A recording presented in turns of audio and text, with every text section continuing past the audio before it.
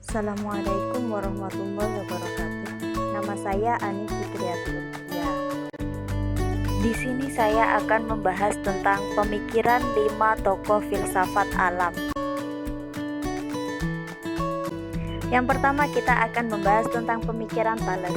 Menurut Thales, airlah yang merupakan inti dasar daripada alam semesta ini. Semua berasal dari air dan akan kembali sebagai air pula. Jadi semua kejadian alam ini hanyalah air belaka. Pendapat Thales ini berdasarkan dari pengalamannya sehari-hari sebagai pedagang yang selalu melintasi lautan yang begitu luas. Menurutnya, ombak laut bisa membulung dan membinasakan, tapi juga bisa memberikan kehidupan bagi para nelayan dan saudagar. Dan di Mesir dia melihat bagaimana sungai Nil yang memberi kesuburan bagi orang-orang Mesir. Dengan air, mereka bisa bercocok tanam dan memenuhi keperluan hidupnya.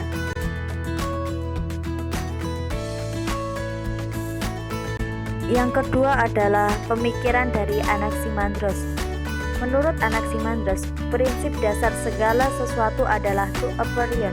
Aperion itu tidak dapat dirupakan dan tidak ada yang menyamai di dunia ini. Karena segala yang kelihatan itu yang dapat ditentukan rupanya dengan panca indera kita adalah barang yang mempunyai akhir.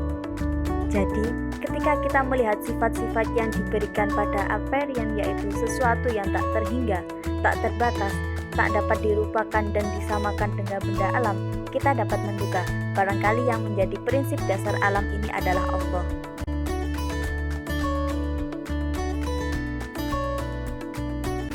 Yang ketiga adalah Anaximenes.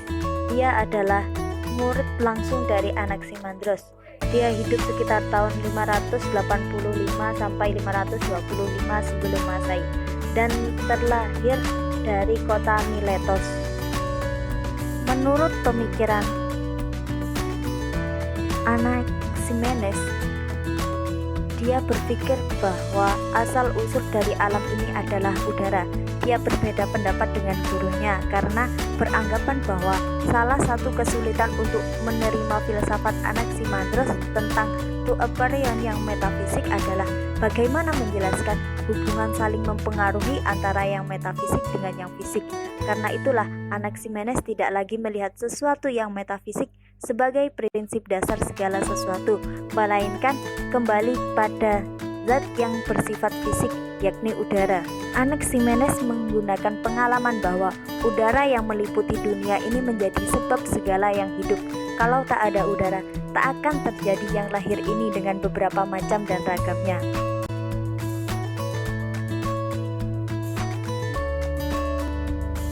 Yang keempat adalah pemikiran dari Parmenides yang dikenal dengan pemikiran yang ada. Menurutnya, yang ada itu bersifat meliputi segala sesuatu, tidak bergerak, tidak berubah, tidak terhancurkan. Selain itu, yang ada itu juga tidak tergoyahkan dan tidak dapat disangkal.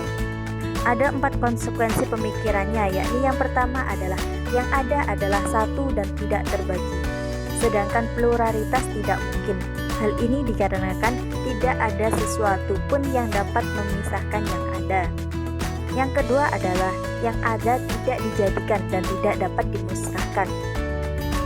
Bisa kita ambil kesimpulan bahwa yang ada bersifat kekal dan tidak berubah. Hal ini merupakan konsekuensi logis, sebab bila yang ada dapat berubah, maka yang ada dapat menjadi tidak ada, atau yang tidak ada dapat menjadi ada. Konsekuensi yang ketiga yaitu harus dikatakan pula bahwa yang ada itu sempurna. Gambarannya seperti sebuah bola yang jaraknya dari pusat ke permukaan semuanya itu sama.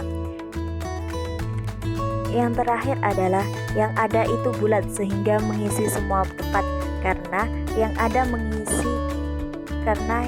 mengisi semua tempat, maka disimpulkan bahwa tidak ada ruang kosong.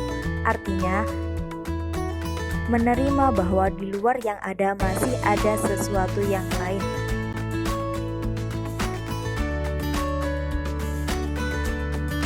Yang terakhir adalah pemikiran dari Heraklitos. Menurut Heraklitos, tidak ada satupun hal di alam semesta yang bersifat tetap atau permanen, karena tidak ada sesuatu yang betul-betul ada. Semuanya berada di dalam proses menjadi. Perubahan yang tidak ada intinya Heraklitos dengan dua cara. Yang pertama yakni seluruh kenyataan adalah seperti air sungai yang mengalir. Kau tidak dapat turun dua kali ke sungai yang sama. Maksud air sungai ialah selalu bergerak sehingga tidak pernah seorang turun di air sungai yang sama dengan yang sebelumnya.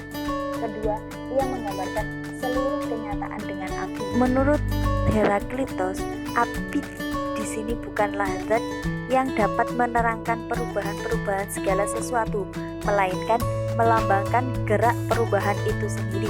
Api senantiasa mengubah apa saja yang dibakarnya menjadi abu dan asap.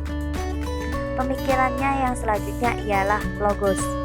Logos adalah rasio yang menjadi hukum yang menguasai segala-galanya dan menggerakkan segala sesuatu termasuk manusia.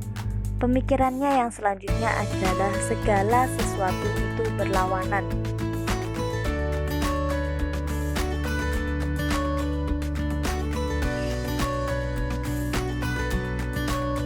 Menurutnya, tiap benda itu terdiri dari yang berlawanan. Heraklitos menyatakan bahwa pertentangan yang ada adalah prinsip keadilan. Kita tidak akan bisa mengenal apa itu siang tanpa kita mengetahui apa itu malam. Begitu juga kita tidak akan mengetahui apa itu kehidupan tanpa kita mengetahui realitas dari suatu kematian. Sekian dari saya, terima kasih atas perhatiannya. Wassalamualaikum warahmatullahi wabarakatuh.